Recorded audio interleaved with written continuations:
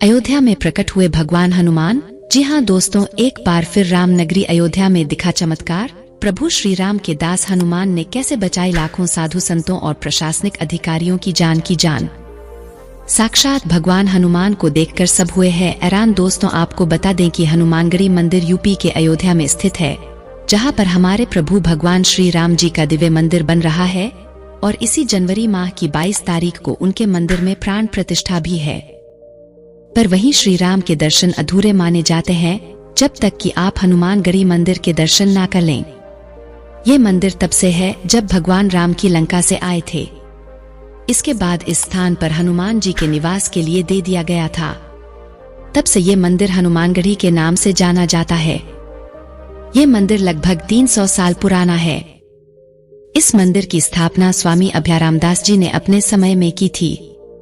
यह मंदिर राजद्वार के बिल्कुल सामने पर बना है। आज हम आपको बताएंगे कि कैसे प्रभु श्री राम की अयोध्या में प्रकट हुए हनुमान जी और कैसे उन्होंने अयोध्या नगरी को एक बड़ी तबाही से भी बचाया। जी हाँ दोस्तों, ये बात तो उस दिन की है। यदि अगर उस दिन नहीं आते हनुमान जी तो अयोध्या नगरी को तबाह करने का पूरा मंसूबा बना चुके थे आतंकवादी। लेकिन प्रभु श्री राम की नगरी को तबाह होने कैसे देते हैं हनुमान जी। आज की इस वीडियो में हम आपको इस पूरी घटना के बारे में बताएंगे, इसलिए वीडियो को आखिरी तक जरूर देखिएगा। लेकिन इससे पहले इस वीडियो को लाइक कर दीजिए और अगर आप हमारे चैनल पर नए हैं तो चैनल को सब्सक्राइब करके बेल आइकॉन को प्रेस कर ले और कमेंट में जय श्री राम तो जरूर ही लिखें। दोस्तों, अयोध्या में राम मंदिर के भव्य उद्घाटन की तैयारियां हो रही है और दूर दूर से लोग अयोध्या के भव्य राम मंदिर दर्शन के लिए आ रहे हैं। हालांकि 22 जनवरी से पहले अयोध्या में किसी को भी प्रवेश करने की इजाजत नहीं है, लेकिन बावजूद इसके राम भक्तों का जज्बा ऐसा है कि लगातार पैदल ही लोग अयोध्या के लिए निकल पड़े हैं।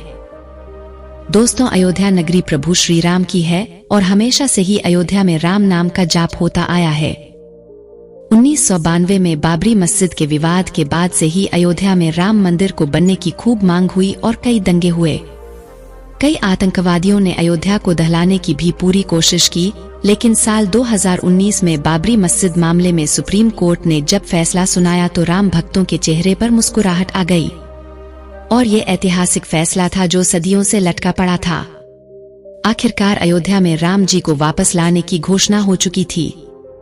इस फैसले के बाद राम मंदिर को बनाने की तैयारियां शुरू की गई।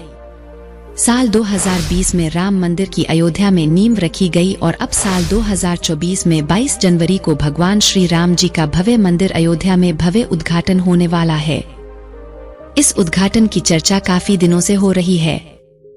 कई बड़ी हस्तियां उद्घाटन में न्योता पा चुकी है।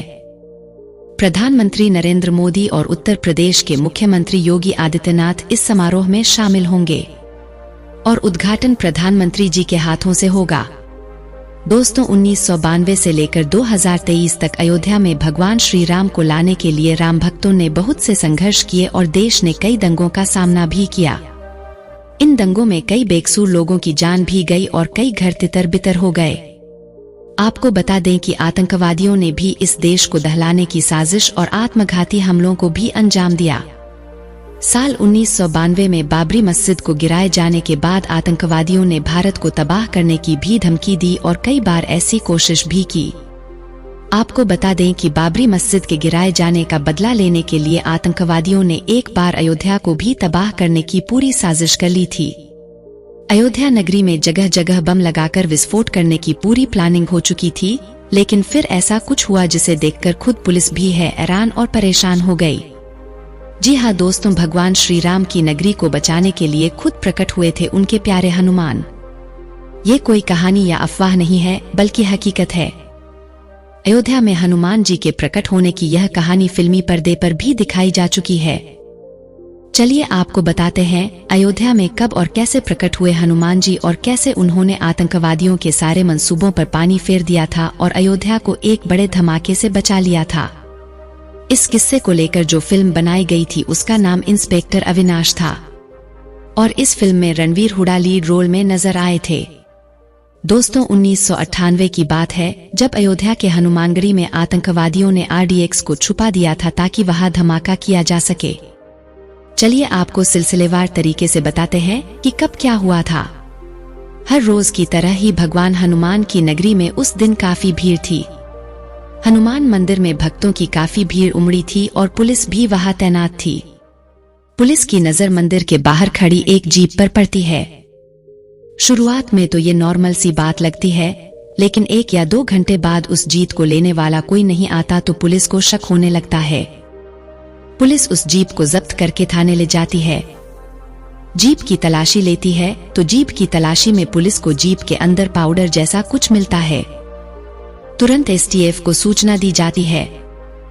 एसटीएफ को उस वक्त इंस्पेक्टर अविनाश लीड कर रहे थे। इंस्पेक्टर अविनाश उस वक्त अपने एनकाउंटर्स के लिए खूब जाने जाते थे। इंस्पेक्टर अविनाश की टीम ने यह बात जानने में जरा भी देर नहीं लगाई कि जीप में मिला पाउडर असल में आरडीएक्स है और पूरे अयोध्या में आरडीएक्स अलग अलग जगह पर छुपाया गया है। इंस्पेक्टर अविनाश की टीम ने पूरे अयोध्या में छानबीन करनी शुरू कर दी। पूरी अयोध्या में एसटीएफ की टीम ने हर जगह छानबीन की और छापेमारी की और 1 घंटे के अंदर एसटीएफ की टीम ने हर जगह से आरडीएक्स को बरामद भी कर लिया। आतंकियों ने अयोध्या नगरी को एक बार फिर से नष्ट करने की पूरी तैयारी कर ली थी।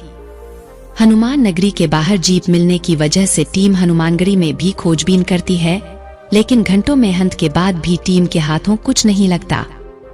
एसटीएफ को लीड कर रहे इंस्पेक्टर अविनाश थक-हार कर जमीन पर बैठ जाते हैं। तभी उन्हें एसटीएफ का एक मेंबर आते हुए दिखाई देता है, जिस पर इंस्पेक्टर अविनाश की नजर पड़ती है। उस शख्स ने खुद को एसटीएफ की बॉम्ब डिफ्यूज कॉस्ट्यूम से ढका हुआ था, इसलिए उसका चेहरा साफ दिखाई नहीं दे रहा था। इंस्पेक्टर अविनाश जब उस व्यक्ति पर नजर डालते हैं तो उन्हें उस पर शक होता है, तो इंस्पेक्टर अविनाश उसे आवाज लगाते हैं तो वह वहां से भाग जाता है। इंस्पेक्टर अविनाश का शक यकीन में बदल जाता है। पूरी एसटीएफ की टीम उस शख्स को पकड़ने के लिए पीछे भागने लगती है। एसटीएफ की टीम कुछ ही देर में उस शख्स को पकड़ लेती है और तब पता चलता है कि वह आतंकी है।